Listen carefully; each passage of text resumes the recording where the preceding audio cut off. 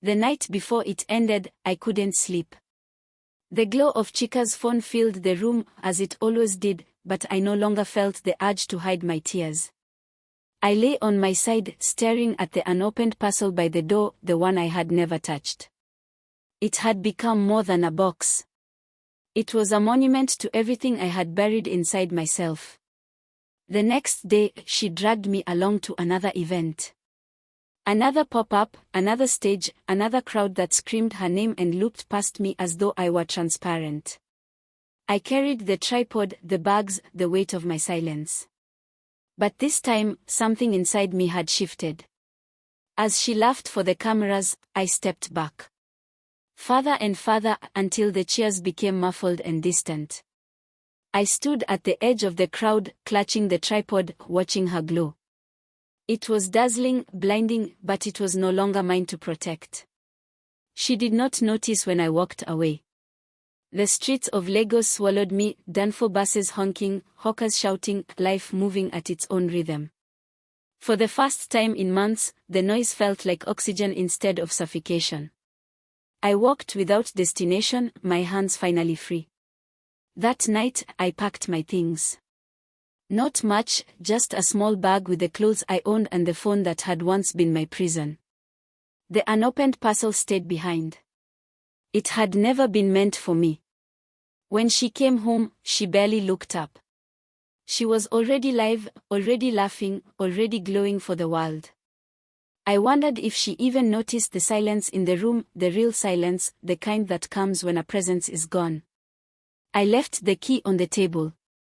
And as I closed the door behind me, I whispered again, but louder this time, this cannot continue. The night air was cool against my face. I did not have answers, I did not have applause, I did not have an audience. But I had myself. My footsteps echoed in the dark streets, steady and certain. For the first time, I was no longer a shadow. I was real again. Days passed before she realized I was gone. At first, she thought it was another sulk, another episode of me dragging my feet, but eventually returning with the bags and the smiles. But the tripod was missing. The bed was half empty. The key was gone. And the parcel still sat by the door.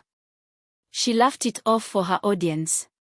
You know how some people just can't handle the spotlight, she said into her phone, tossing her hair back with practiced ease. But when the live stream ended, the room was too quiet.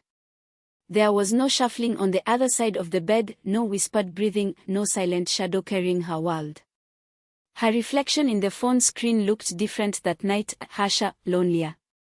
Meanwhile, I had moved into a small room far from the noise of her glow. It wasn't much, a mattress on the floor, one window that stuck when I tried to open it, a kettle that hissed more than it boiled. But it was mine. My space, my silence. For the first time, silence didn't feel like suffocation. It felt like healing. I started walking the streets not as her shadow but as myself. I bought fruit from vendors without hiding behind her. I smiled at strangers without worrying how I looked beside her. Each step was unsteady but real. She tried to call. At first with laughter, then with annoyance, then finally with desperation. We've been through too much, her voice cracked in one message, you can't just leave me like this. But I didn't answer. Her world began to shrink. The camera still loved her, but her eyes were tired. Her content, once glowing with ease, started to look forced. Audiences noticed. Followers slipped away. And then one evening, she came to find me. No cameras, no makeup, no crowd. Just her, standing at the doorway of my small room, eyes swollen, hair tied back without care. She looked at me like she had never seen me before. For the first time, she was the one invisible. I let her speak, but her words fell into the space between us like stones sinking in water. Apologies, excuses, please. None of them could rebuild what had already been broken. Because the truth was simple, she had won for so long, but in the end, it was me who found peace. And peace was louder than her applause.